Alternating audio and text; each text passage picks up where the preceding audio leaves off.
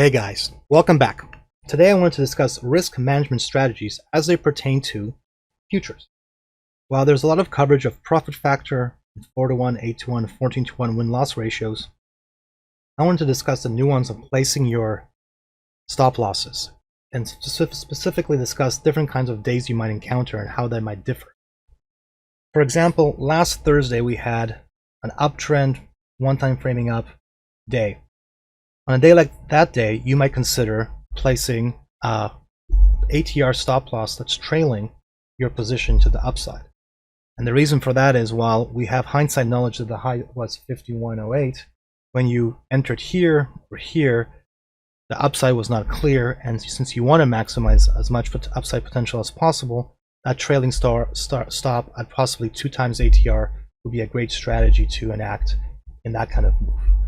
Flipping over to today and yesterday, where we had more of a downside skew, but still overall a slow tempo, where if you didn't catch the top of the day, you had a lot of congestion in the middle before the breakdown.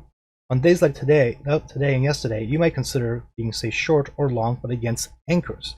So short on the downside here against a halfback, or a D high or C high, or if you went long against this kind of H push, now you're looking at I lows or F lows as your areas of stop loss. Finally, with stop losses, I wanted to reiterate that you have to be confident with taking the risk when you place the trade. So make peace with the loss as you enter the trade.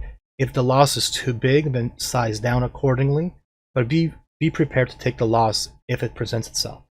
Then, if it does present itself, don't write that trade off as a negative, but use the MGI from that to figure out what is happening or changing in the market.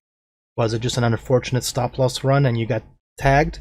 Was it a whole shift of momentum in the market, and now maybe it's time to change your positioning completely?